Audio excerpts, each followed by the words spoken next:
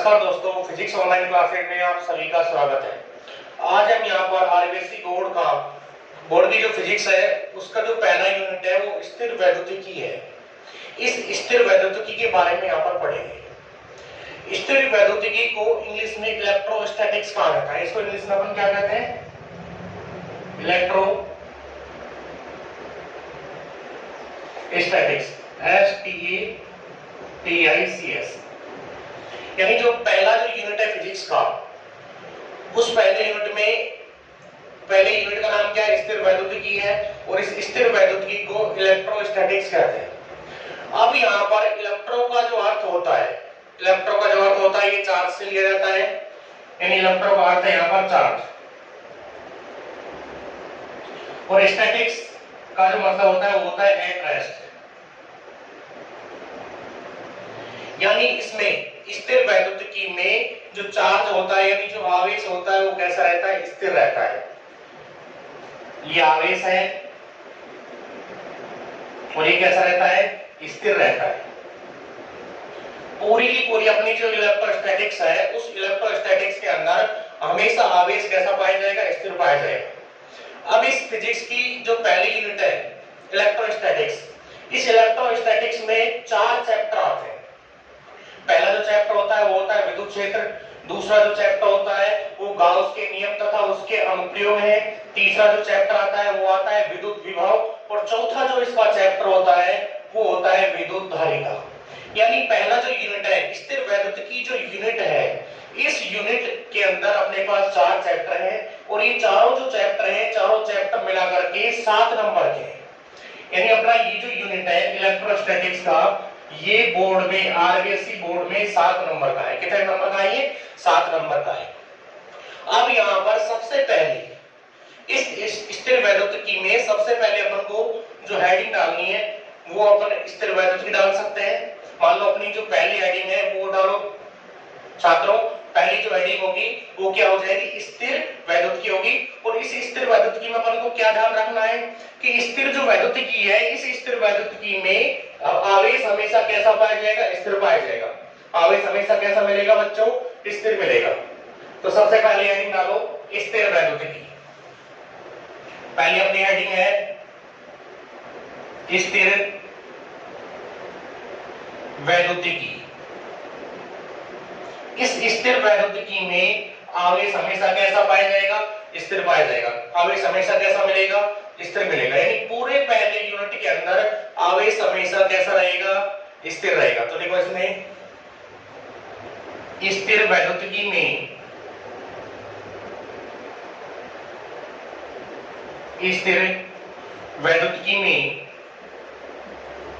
आवेश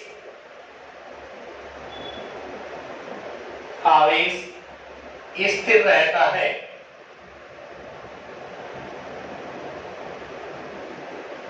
यानी अपनी जो स्थिर वैद्युतिकी है इसमें आवेश हमेशा कैसा पाया जाएगा? स्थिर पाया जाएगा। इसके बाद में जो अपनी जो नेक्स्ट हेडिंग होगी वो आवेश होगी। यानी अपन को यहाँ पर आवेश के बारे में पहले समझना है। फिर आवेश की जो परिभाषा है उस आवेश की परिभाषा को भी अपन को क्या करना है? नोट करना है। अपने रजिस्टर में आवेश की जो परिभाषा होगी उसको अपन क्या करेंगे? नोट करेंगे। सभी जो स्टूडेंट्स हैं वो साथ साथ में अपनी हेडिंग डालें। और हेडिंग डालने के पश्चात जो भी लिखाया जाता है या फिर जो भी आपको लिखने के लिए बोला जाता है वो आपको अपने रजिस्टर में नोट करना है, जिससे आपके जो नोट्स हैं इस ऑनलाइन क्लासेस के साथ साथ आपके जो नोट्स हैं वो साथ साथ ही प्रिपेयर हो जाएंगे, जिससे आपको आगे समस्या नहीं आएगी। तो इसके बाद में अपनी जो नेक्स्ट हेडिंग होगी वो नेक्स्ट हेडिंग क्या हो जाएगी? आवेश। तो नेक्स्ट हेडिंग लिखो छात्रों, आवेश। अब ये जो आवेश है, इस आवेश की सबसे पहले अपन को उत्पत्ति के बारे में समझना है कि आवेश की उत्पत्ति जो है वो किस प्रकार से हुई है, या फिर आवेश की जो खोज करता है वो कौन है। तो इसके लिए एक व्यक्ति है, यानी आवेश की खोज जो सबसे पहले जो की गई थी वो एक थैलस नाम के एक व्यक्ति हैं, उन्होंने की थी। यानी अब आवेश को सर्वप्रथम खोज करने वाले जो व्यक्ति हैं वो कौन है? थैलस है। थैलस नाम के एक व्यक्ति हैं, इन्होंने यानी थैलस ने बहुत पहले लगभग 600 ईसा पूर्व आवेश की खोज की थी। यानी थैलस ने आवेश की जो खोज है वो लगभग 600 ईसा पूर्व कर दी थी। तो यानी इन्होंने इसकी जो खोज की थी वो लगभग 600 ईसा पूर्व की थी। अब इन्होंने क्या किया था, यानी इनको आवेश के बारे में कैसे पता चला, इसके बारे में अपन को समझना है। तो इन्होंने क्या किया था, इन्होंने दो पदार्थ लिए थे। एक जो पदार्थ था वो इन्होंने लिया था एम्बर, और दूसरा जो पदार्थ है वो इन्होंने लिया था फर। यानी इन्होंने दो पदार्थ लिए। पहला जो पदार्थ था वो कौन सा था, एम्बर था। यानी पहला जो पदार्थ है वो कौन सा था, एम्बर, और दूसरा जो पदार्थ है इन्होंने क्या लिया था, फर। अब इन दोनों पदार्थों के बारे में अपन को थोड़ा सा समझना है कि ये पदार्थ होते क्या है। तो ये एम्बर जो पदार्थ होता है इसे हिंदी में तृणमणि कहा जाता है। इसको हिंदी में अपन क्या बोलते हैं, तृणमणि। अब ये एम्बर होता क्या है, इसके बारे में अपन को थोड़ा सा मैं आपको थोड़ी डिटेल बता देता हूं कि एम्बर कैसे बनता है या फिर एम्बर क्या होता है। अब ये जो एम्बर होता है ये एक वृक्ष का गोंद होता है। उस गोंद को अगर लंबे समय तक सुखाया जाए तो वृक्ष का जो गोंद है इसे सुखाने पर ये कठोर बन जाता है और बहुत ज्यादा कठोर हो जाता है, जिसका उपयोग अपन प्राचीन काल में किस में किया जाता था, इसका जो उपयोग है आभूषणों में किया जाता था। यानी अंगूठी वगैरह के जो नग होते हैं वो एम्बर के बनाए जा सकते हैं या फिर वो तृणमणि के बनाए जा सकते हैं। जबकि वर्तमान में एम्बर का जो उपयोग है वो सुगंधित पदार्थों में किया जाता है। जैसे अपने पास जो धूप बत्तियां वगैरह आती हैं उनमें एम्बर का उपयोग हो सकता है। इसके बाद में दूसरा जो पदार्थ है, पहला पदार्थ अपने पास है एम्बर, और सेकंड जो पदार्थ है वो कौन सा है, फर है। अब ये दूसरा जो पदार्थ है ये जानवरों की जो खाल होती है, जानवरों की खाल पर मोटे और मुलायम जो बाल होते हैं उन्हें अपन फर कह सकते हैं। यानी जानवरों की खाल पर मोटे या मुलायम जो बाल है, मोटे व मुलायम जो बाल होते हैं उन्हीं को क्या कहा जाता है, फर कहा जाता है। यानी जानवरों की खाल पर जो बाल पाए जाते हैं, जैसे भेड़ की जो खाल होती है जैसे उससे अपन क्या तैयार करते हैं, ऊन तैयार की जाती है। इसी तरह से जो फर जो होता है ये ऊन जैसा पदार्थ अपन इसको मान सकते हैं। यानी ये पदार्थ कैसा है, ऊन जैसा पदार्थ है। अब ये थैलस नाम के जो व्यक्ति इन्होंने क्या किया छात्रों, इन्होंने क्या किया कि दोनों पदार्थ ले लिए, इन्होंने एम्बर भी लिया और इन्होंने फर भी लिया। अब उन दोनों पदार्थों को इन्होंने आपस में क्या किया, रगड़ा। मान लेते हैं अपने पास दो पदार्थ हैं और अपन उन दोनों पदार्थों को आपस में क्या करते हैं, रगड़ते हैं। मान लेते हैं कि अपने पास एक पदार्थ एम्बर है और दूसरा जो पदार्थ है वो कौन सा है, फर है। उन दोनों को जब इन्होंने आपस में रगड़ा तो रगड़ने के पश्चात क्या हुआ कि ये जो फर है इस फर से कुछ इलेक्ट्रॉन एम्बर के अंदर चले गए, जिससे एम्बर पर कैसा आवेश उत्पन्न हुआ, ऋण आवेश उत्पन्न हुआ। जबकि जो फर है यानी ये ऊन जैसा जो पदार्थ है इस पर कैसा आवेश आया बच्चों, इस पर कैसा आवेश उत्पन्न हुआ, इस पर ऋण आवेश उत्पन्न हुआ। तो यहाँ पर अब ये जो पदार्थ है दोनों, ये छोटे जो कागज के जो कण हैं या छोटे जो भूसे के जो कण होते हैं उनके पास जब इन पदार्थों को लेकर के गए तो ये छोटे कागज के कणों को या छोटे भूसे के जो कण होते हैं उन कणों को अपनी ओर आकर्षित करने लगे। तो इन पदार्थों का ये जो गुण है, यानी किसी पदार्थ को अपनी ओर आकर्षित करने का जो गुण है, इसी गुण को उसने क्या नाम दिया, आवेश नाम दिया। ये जो गुण इनमें आया रगड़ने के पश्चात या फिर घर्षण के कारण, उस गुण को ही क्या नाम दिया गया, आवेश नाम दिया गया। तो इसके पश्चात कई और प्रयोगों के द्वारा भी आवेश को हम समझ सकते हैं। मान लो एम्बर और फर के अलावा कोई दूसरा प्रयोग लें तो और भी कई पदार्थ होते हैं जिनको आपस में रगड़ने पर वो आवेशित हो जाते हैं।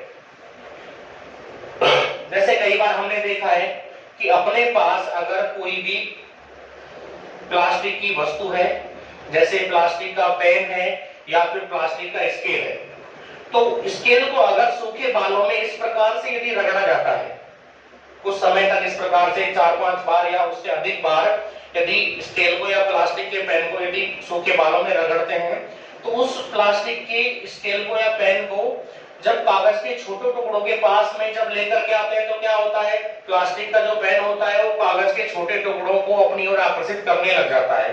यानी वह कागज के जो छोटे टुकड़े हैं वो टुकड़े प्लास्टिक के पेन से क्या हो जाते हैं, चिपक जाते हैं। तो इसका मतलब क्या हुआ कि जो प्लास्टिक का जो पेन है या फिर प्लास्टिक का जो स्केल है वो क्या हो गया, आवेशित हो गया।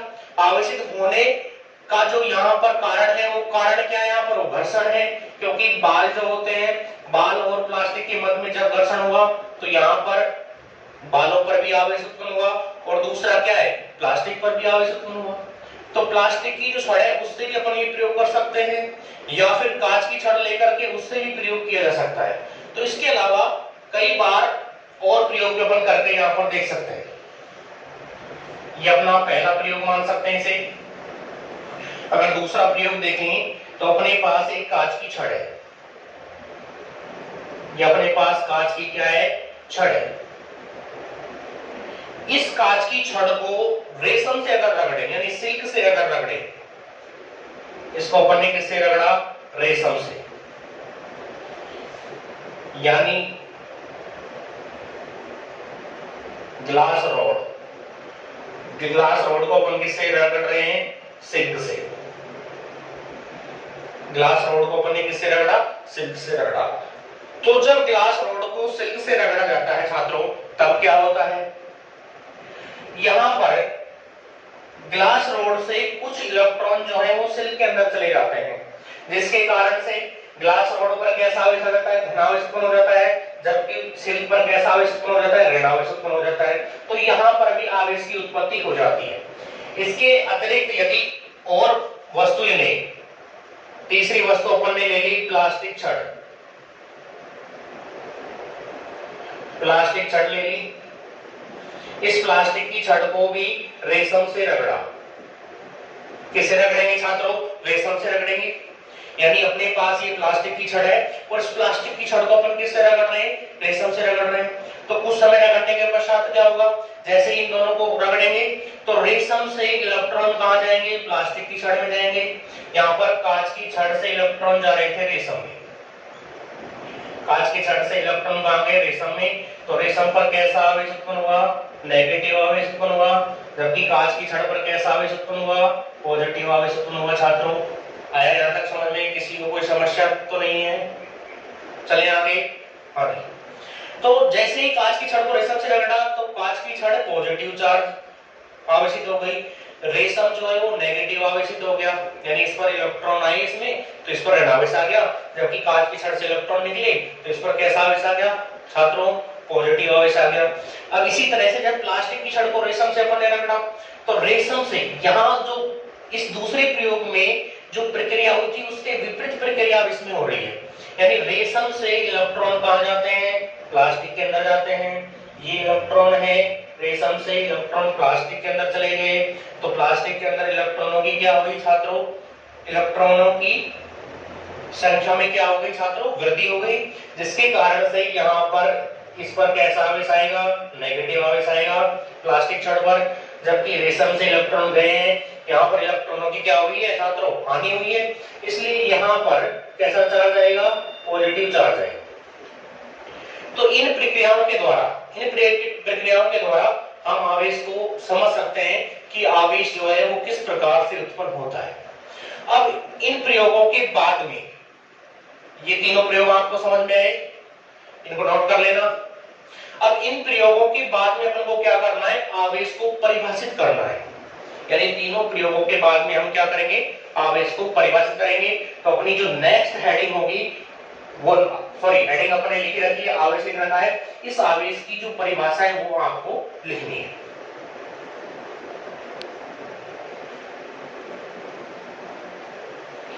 अब इसके बाद में हम यहाँ पर आवेश की जो परिभाषा होगी वो नोट करेंगे कि आवेश किसे कहते हैं।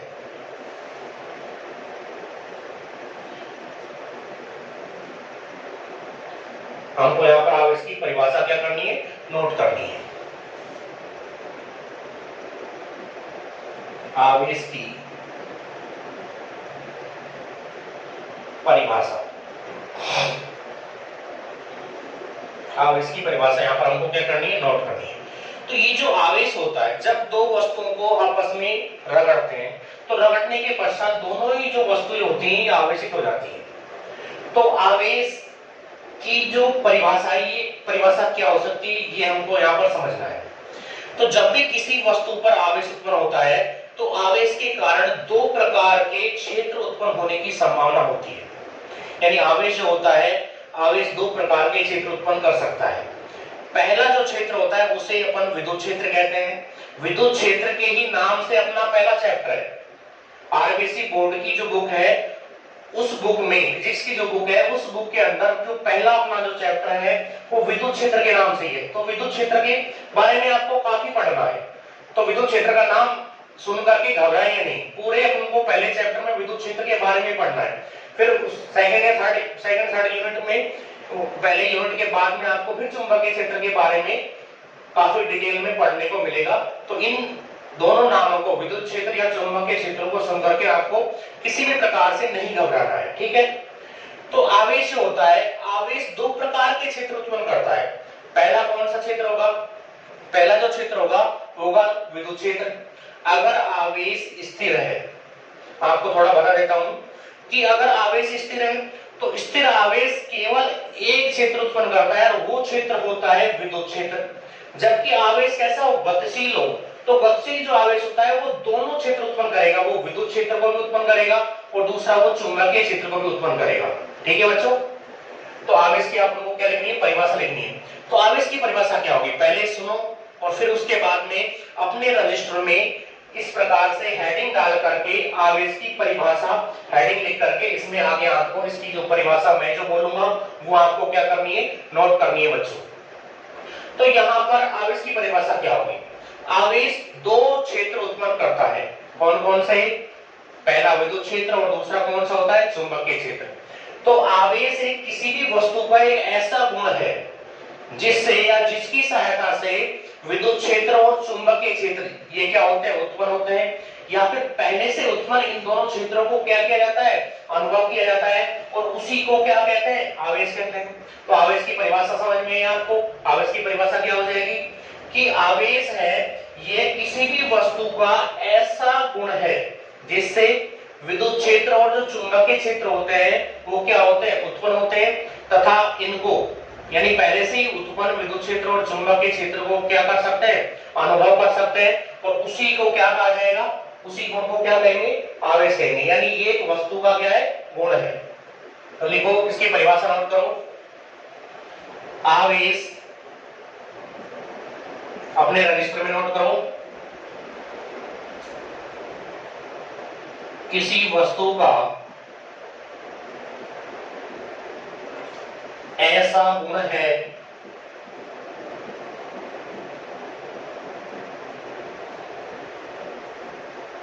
जिससे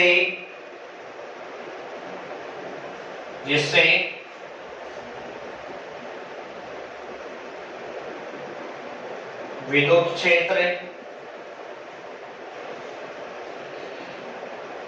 व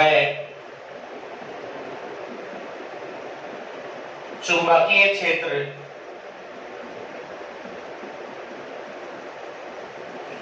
उत्पन्न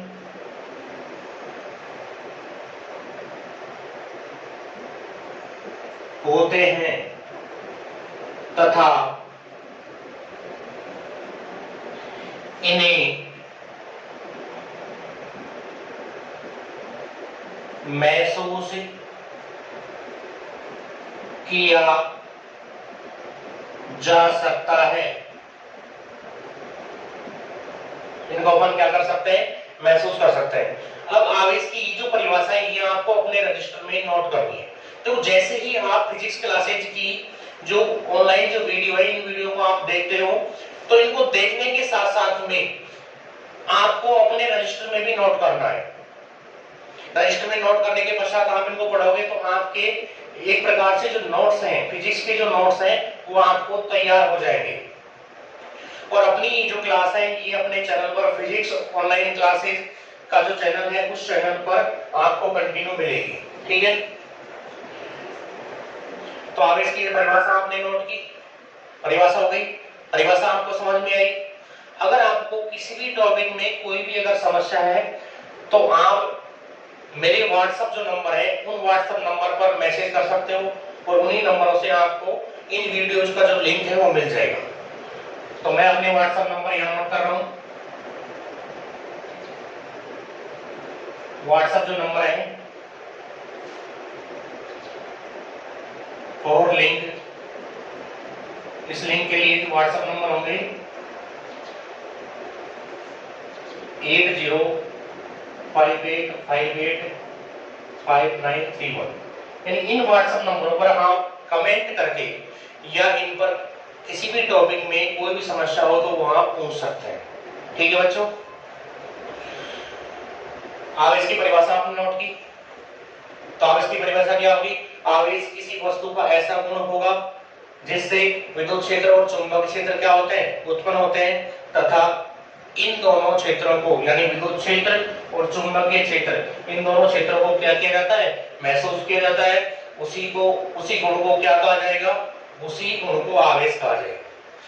इसके बाद में नेक्स्ट आपको हेडिंग डालनी है आवेश के प्रकार। अपनी नेक्स्ट हेडिंग क्या होगी? आवेश के प्रकार होगी। तो नेक्स्ट हेडिंग हो जाएगी आवेश के प्रकार।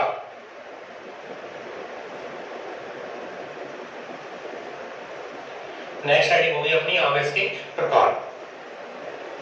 आवेश के जो प्रकार होते हैं वो दो प्रकार होते हैं, यानी आवेश जो होता है वो दो प्रकार का होता है। इसका जो पहला जो प्रकार है वो होता है धनावेश, और दूसरा जो प्रकार होता है वो होता है ऋणावेश। ठीक है बच्चों, तो आवेश कितने प्रकार का है? आवेश अपना हो जाएगा दो प्रकार का। पहला कौन सा होगा? धनावेश, और सेकंड कौन सा होगा? ऋणावेश। आवेश दो प्रकार के हैं। पहला जो आवेश का प्रकार है वो कौन सा है? धनावेश है, और दूसरा जो आवेश का प्रकार है वो कौन सा है? ऋणावेश। अब ये धनावेश कब उत्पन्न होता है ये अपन को समझना है, या फिर ऋणावेश जो है वो कैसे उत्पन्न होता है। धनावेश जब भी कोई वस्तु इलेक्ट्रॉन का त्याग करती है, जैसे अपने पास कांच की छड़ थी, उसको जब कांच की छड़ को जब रेशम से रगड़ा गया था तो कांच की छड़ से जो इलेक्ट्रॉन है वो कहां गए थे? रेशम के अंदर गए थे। तो कांच की छड़ पर कैसा आवेश उत्पन्न हुआ? धनावेश उत्पन्न हुआ। Positive charge. ये हो जाएगा नेगेटिव चार्ज। यानी जब कांच की छड़ से इलेक्ट्रॉन रेशम के कपड़े के अंदर गए तो रेशम के कपड़े में इलेक्ट्रॉनों की संख्या बढ़ी, जिससे रेशम पर कैसा आवेश उत्पन्न हुआ छात्रों? ऋणावेश उत्पन्न हुआ। जबकि कांच की छड़ से इलेक्ट्रॉन गए तो कांच की छड़ में इलेक्ट्रॉनों की क्या हुई? कमी हुई। तो वहां पर कैसा आवेश उत्पन्न हुआ? धनावेश यानी पॉजिटिव चार्ज उत्पन्न हुआ। तो आवेश दो प्रकार का है। पहला प्रकार कौन सा है? धनावेश, और सेकंड कौन सा होता है? ऋणावेश। जब भी किसी वस्तु से इलेक्ट्रॉन निकलते हैं तो उस वस्तु पर क्या आता है? धनावेश आता है। या फिर जब कोई वस्तु इलेक्ट्रॉनों का त्याग करती है तो उस वस्तु पर कैसा आवेश उत्पन्न होता है? धनावेश उत्पन्न होता है। सेकंड अगर देखें ऋणावेश के बारे में, तो जब भी कोई वस्तु इलेक्ट्रॉनों को ग्रहण करती है, यानी जब वस्तु में इलेक्ट्रॉनों की संख्या क्या होती है? बढ़ती है। तो इलेक्ट्रॉनों की संख्या बढ़ने पर कैसा आवेश उत्पन्न होगा? ऋणावेश उत्पन्न होगा। अब इसे अपन एक एग्जांपल के द्वारा समझते हैं कि कौन सी वस्तु पर धनावेश आता है और कौन सी वस्तु पर ऋणावेश आता है। नोट कर लिए इसे, और मैं इसे मिटा देता हूं।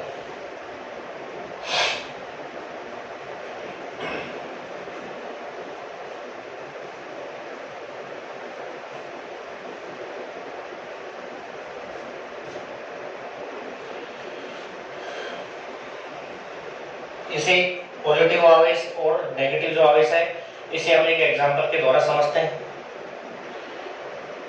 या फिर अपन नेक्स्ट टॉपिक अगर डालें तो नेक्स्ट टॉपिक में हम आवेश का जो इलेक्ट्रॉन सिद्धांत है इसके नाम से भी टॉपिक अपन लिख सकते हैं। तो नेक्स्ट हेडिंग डालो आवेश का इलेक्ट्रॉन सिद्धांत। आवेश का इलेक्ट्रॉन सिद्धांत।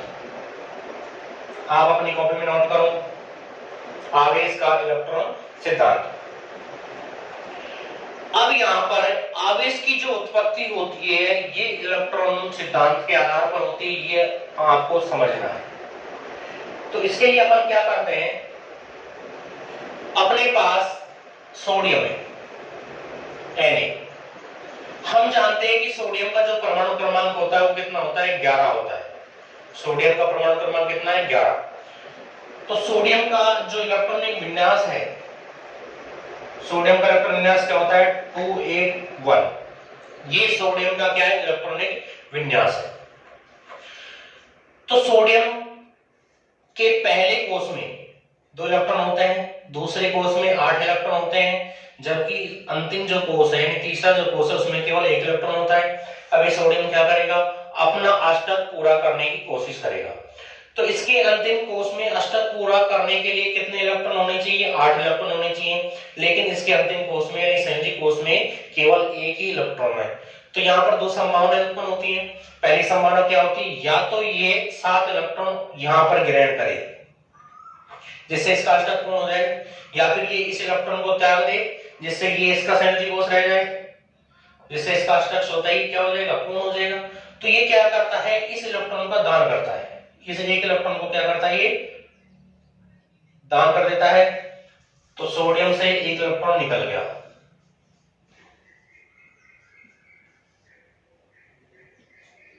सोडियम से 1 इलेक्ट्रॉन का क्या हो गया, सोडियम ने 1 इलेक्ट्रॉन का क्या कर दिया, दान कर दिया। जैसे ही सोडियम ने 1 इलेक्ट्रॉन का दान किया तो इस सोडियम का, ये जो सोडियम है, इस सोडियम का इलेक्ट्रॉन विन्यास क्या हो जाएगा, 280 हो जाएगा। यहां पर ये वाला जो सोडियम है, पहले इस स्थिति में यानी अभिक्रिया से पहले की जो स्थिति है, इस स्थिति में क्या होता है कि यहाँ पर प्रोटॉनों की जो संख्या होती है इसमें वो कितनी होती है, 11। इलेक्ट्रॉनों की संख्या भी यहाँ पर कैसी होती है, 11 होती है। तभी तो ये कैसा रहता है, उदासीन होता है। ये सोडियम परमाणु ये क्या है, उदासीन है। अब इसके बाद में जब इसने इलेक्ट्रॉन त्याग दिया तो यहाँ पर इसका इलेक्ट्रॉन विन्यास हो गया 280 और रह गया। तो इसके पास अब भी प्रोटॉनों की संख्या तो कितनी है, प्रोटॉनों की संख्या इसके पास 11 ही है, लेकिन इसने 1 इलेक्ट्रॉन का त्याग कर दिया तो अब यहाँ पर इलेक्ट्रॉनों की संख्या कितनी रहेगी, 10 रहेगी। यहाँ पर तो धनावेश और ऋणावेश दोनों कैसे थे, समान थे, लेकिन यहाँ पर धनावेश ज्यादा है, ऋणावेश कैसा है, कम है। यानी 1 इलेक्ट्रॉन की यहाँ पर क्या है, कमी है, 1 प्रोटॉन यहाँ पर क्या है, ज्यादा है। इसी कारण Na पर क्या कितना आवेश आ जाएगा, +1 आवेश आ जाएगा बच्चों। तो ये Na+1 बन गया, ये अपना Na+1 बन गया। तो धनावेश किसी भी वस्तु पर कब उत्पन्न होता है, जब वस्तु क्या करती है, इलेक्ट्रॉन का दान करती है। यानी जब भी कोई वस्तु इलेक्ट्रॉन त्यागेगी तो कैसा आवेश आएगा उस वस्तु पर, धनावेश आएगा बच्चों। तो धनावेश कब उत्पन्न हुआ, इलेक्ट्रॉन का दान करने पर।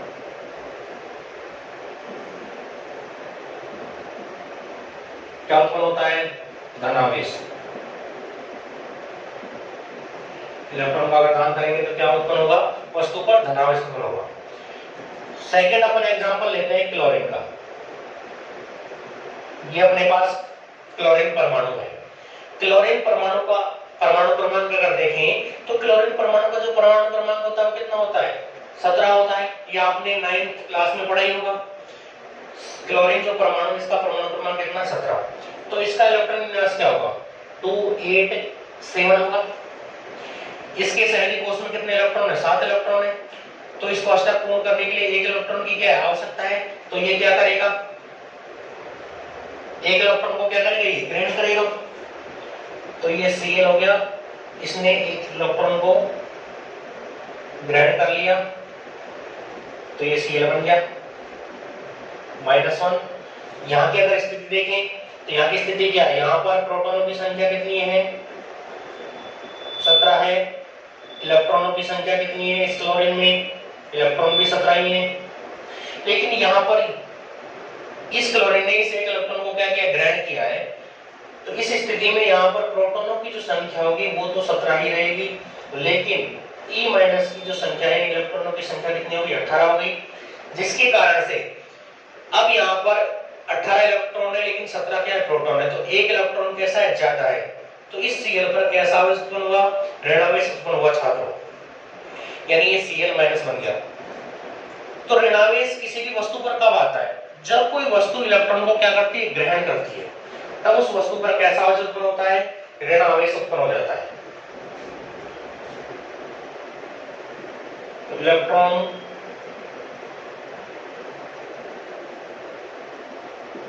ग्रहण करने पर कैसा आवेश आता है, ऋणावेश। यानी जब भी कोई वस्तु इलेक्ट्रॉन ग्रहण करती है तो उस वस्तु पर कैसा आवेश उत्पन्न होता है बच्चों, ऋणावेश उत्पन्न हो जाता है। आपको यहाँ तक समझ में आया, किसी प्रकार की समस्या नहीं होनी चाहिए, वैसे बिल्कुल धीरे धीरे आपको समझाया गया है। तो इन दोनों एग्जांपलों को अपन यहाँ पर रजिस्टर में नोट कर लेंगे। इन एग्जांपलों को नोट करने से पहले आवेश का जो इलेक्ट्रॉन सिद्धांत है इसमें आप एक लाइन लिखो। इसमें आपको क्या लिखना है रजिस्टर में, कि इन दोनों एग्जांपलों को जब अपन ने देखा तो दोनों एग्जांपलों में ही आवेश की उत्पत्ति हुई है, यानी धनावेश और ऋणावेश उत्पन्न हुआ है। लेकिन दोनों एग्जांपलों में यहाँ पर किसको महत्व दिया गया है, इलेक्ट्रॉन को ही महत्व दिया गया है। यानी जब भी कोई वस्तु इलेक्ट्रॉन का दान करती है तो उस वस्तु पर कैसा आवेश आता है, धनावेश आता है, और जब कोई वस्तु इलेक्ट्रॉन ग्रहण करती है तो उस वस्तु पर कैसा आवेश आता है बच्चों, ऋणावेश आता है। तो इसमें लिखो आगे आवेश का जो इलेक्ट्रॉन सिद्धांत है, इसमें एक लाइन लिख लो यहाँ पर,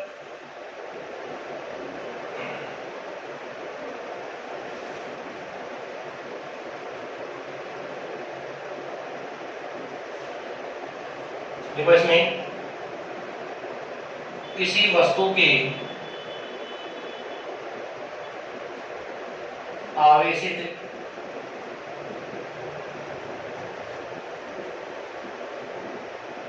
होने के लिए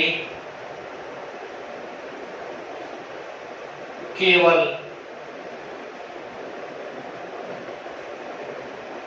इलेक्ट्रॉन उत्तरदायी होते हैं। किसी भी वस्तु के आवेशित होने के लिए केवल और केवल कौन उत्तरदायी होते हैं, इलेक्ट्रॉन उत्तरदायी होते हैं। यानी यहाँ पर प्रोटॉनों का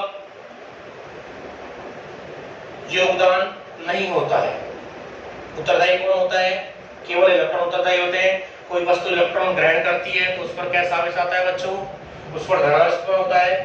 और अगर कोई वस्तु इलेक्ट्रॉन ग्रहण करती है तो उस पर कैसा आवेश आता है बच्चों, उस पर ऋणावेश आता है। अगर कोई वस्तु इलेक्ट्रॉन क्या करती है, दान करती है, तो उस पर कैसा आवेश आता है बच्चों, धनावेश उत्पन्न होता है। तो ये अपना आवेश का जो इलेक्ट्रॉन सिद्धांत है ये पूरा हुआ। इसके बाद में हम क्या करेंगे कि धनावेशित और ऋणावेशित जो वस्तुएं हैं उन वस्तुओं को अगर एक दूसरे के पास में लाया जाए तो वो किस प्रकार से व्यवहार करती हैं, इस प्रयोग को करके अपन को क्या करना है, देखना है।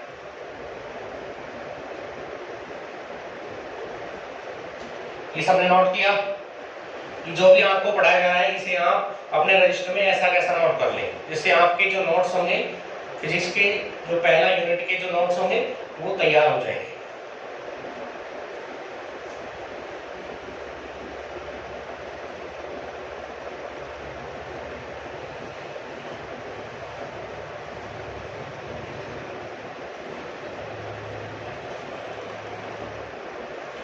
अब इसके बाद में आपको ये समझना है कि अगर अपने पास दो वस्तुएं हैं और दोनों वस्तुओं पर यदि समान आवेश है तो उन वस्तुओं को एक दूसरे के पास लाने पर कैसा अनुभव होता है या फिर कैसा बल लगता है, या दोनों वस्तुएं विपरीत प्रकृति की हैं तो उनको आपस में पास लाने पर वो कैसा अनुभव करती हैं, ये अपन को यहाँ पर थोड़ा सा समझना है, ये अपन को प्रयोग करके समझना है। तो अपने पास एक कांच की छड़ है और उस कांच की छड़ के पास में यदि दूसरी कांच की छड़ लाई जाए,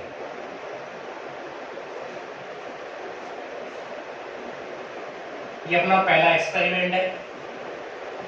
कांच की छड़ को जब रेशम से रगड़ते हैं तो कांच की छड़ को रेशम से रगड़ने के बाद में कांच की छड़ पर कैसा आवेश उत्पन्न होता है, धनावेश उत्पन्न होता है, ये अपन जानते ही हैं। तो अपने पास एक कांच की छड़ है, कांच की छड़ को अपन ने क्या किया है, एक धागे से बांध करके स्वतंत्रतापूर्वक यहाँ पर लटका दिया है। इस कांच की छड़ को जब रेशम से रगड़ा तो इस कांच की छड़ पर कैसा आवेश उत्पन्न होगा, धनावेश। ठीक है, ये कौन सी छड़ है,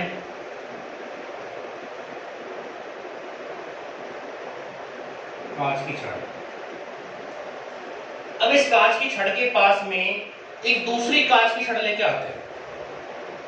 अब दूसरी जो कांच की छड़ है, दूसरी कांच की छड़ को भी रेशम से अपन ने रगड़ रखा है।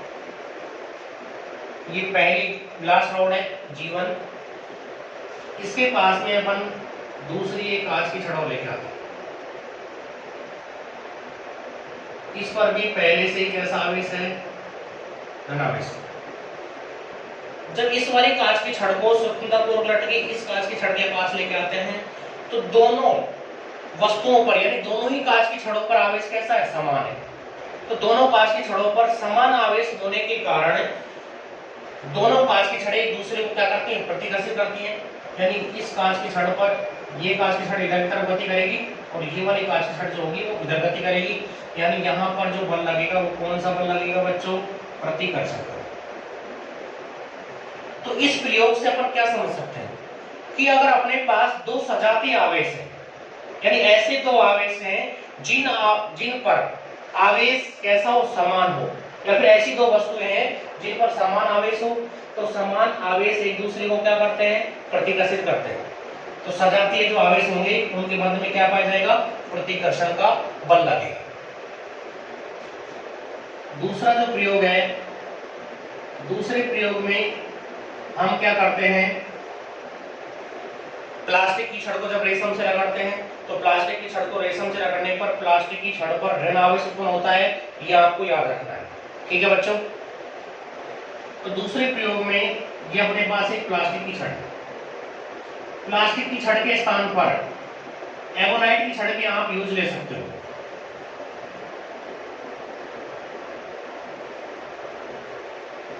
ये प्लास्टिक की छड़ है, इस पर क्या है, ऋण आवेश है। अब इस ऋण आवेशित प्लास्टिक की छड़ के पास दूसरी ऋण आवेशित अगर प्लास्टिक की छड़ लेके आएंगे तो इन दोनों के मध्य में क्या होगा, प्रतिकर्षण का बल लगेगा।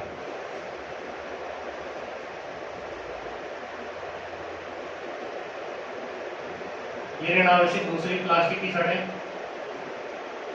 इसको इसके पास जब लेके आए तो ये छड़ इधर गति करेगी और ये वाली छड़ इधर गति करेगी, तो इनके मध्य में भी कौन सा बल लगेगा, प्रतिकर्षण। ये दोनों वस्तुओं पर जो आवेश है वो आवेश कैसा है, सजातीय है। इन दोनों वस्तुओं पर भी सजातीय आवेश है। इस पर पॉजिटिव आवेश, इस पर पॉजिटिव आवेश।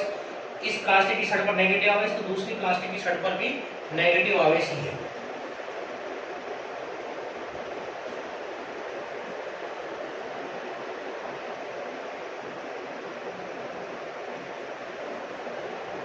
ये भी यहाँ पर प्लास्टिक छड़ है, ये पहली छड़ है इसलिए T को लिख देंगे, ये दूसरी छड़ है इसलिए इसमें क्या लिख देंगे, P2। तो ये दोनों भी सजातीय आवेशित छड़े हैं, तो इनके मध्य में भी क्या कौन सा बल लगता है बच्चों, प्रतिकर्षण का ही बल लगता है। यहाँ तक किसी की कोई समस्या नहीं है, आराम से आपको पढ़ाया गया, आराम से आपको समझाया जा रहा है, कोई समस्या नहीं होनी चाहिए आपको। अब तीसरा जो प्रयोग है, इस प्रयोग में हम एक छड़ प्लास्टिक की लेते हैं और दूसरी छड़ गिलास की लेते हैं। यानी एक तो कांच की छड़ ली जाएगी और दूसरी कौन सी ली जाएगी बच्चों, प्लास्टिक की छड़ ली जाएगी। हम जानते हैं कि प्लास्टिक की छड़ को रेशम से रगड़ते हैं तो प्लास्टिक की छड़ पर कैसा आवेश आता है, ऋण आवेश, जबकि कांच की छड़ को जब रेशम से रगड़ा जाता है तो कांच की छड़ पर जो आवेश होता है वो कैसा होता है, धन आवेश। आप प्लास्टिक की छड़ के स्थान पर एबोनाइट की छड़ ले सकते हैं, क्योंकि एबोनाइट की जो छड़ होती है उस पर भी उसको एबोनाइट की छड़ को जो बिल्ली की खाल से रगड़ा जाता है तो उसको बिल्ली की खाल से रगड़ने पर एबोनाइट की छड़ पर भी ऋण आवेश ही आता है।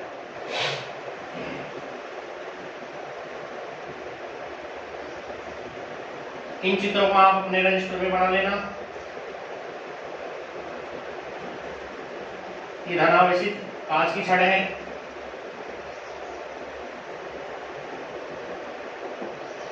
इसके पास में ऋणावेशित दूसरी प्लास्टिक की छड़ लेके आएंगे। ये कौन छड़ है, प्लास्टिक की।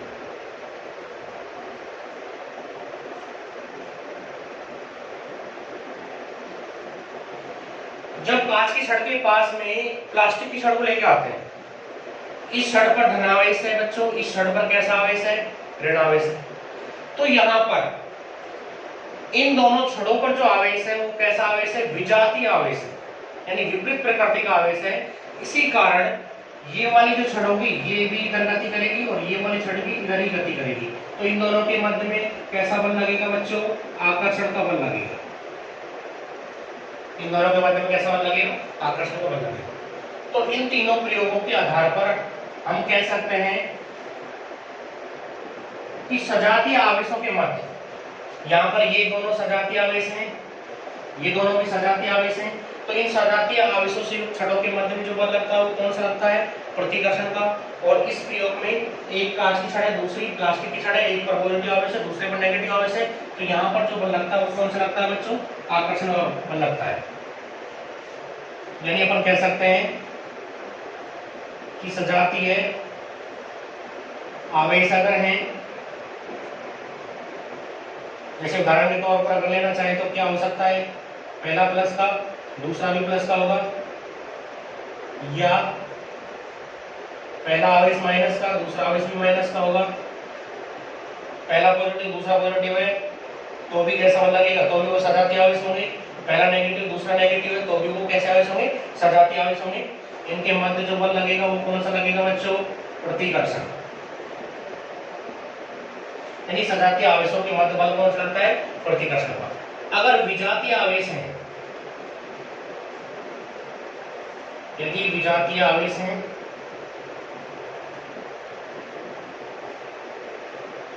विजातीय आवेश कौन कौन से हो सकते हैं, पहला पॉजिटिव आवेश है, दूसरा कैसा होगा, सॉरी दूसरा कैसा होगा, नेगेटिव होगा। ठीक है, तो इस प्रकार के आवेश कैसे होंगे, विजातीय। तो इनके मध्य जो बल लगेगा वो कौन सा होगा बच्चों, वो बल आकर्षण का होगा। अब तक ये जो आपको जो पढ़ाया गया है इसमें आपको किसी भी प्रकार की अगर समस्या है तो आप वीडियो के नीचे कमेंट कर सकते हैं और उस कमेंट में अपनी समस्या बता सकते हैं। इसके बाद में हमारा जो ऑनलाइन क्लासेज का जो YouTube चैनल है उस YouTube चैनल को आप सब्सक्राइब करेंगे और सब्सक्राइब करने के पश्चात ये जो वीडियो है, ये वीडियो आपको कैसी लगी, इन वीडियो को आपको क्या करना है, लाइक करना है। और इसके बाद में जो नीचे बेल आइकन है उस बेल आइकन को आपको दबाना है, जिससे जो भी हम न्यू वीडियो अपलोड करेंगे उन वीडियो का जो नोटिफिकेशन है वो आपके पास पहुंच जाए, जिससे नई वीडियो आपको तुरंत मिल जाए। तो आज की क्लास में हम इतना ही पढ़ेंगे। Thank you.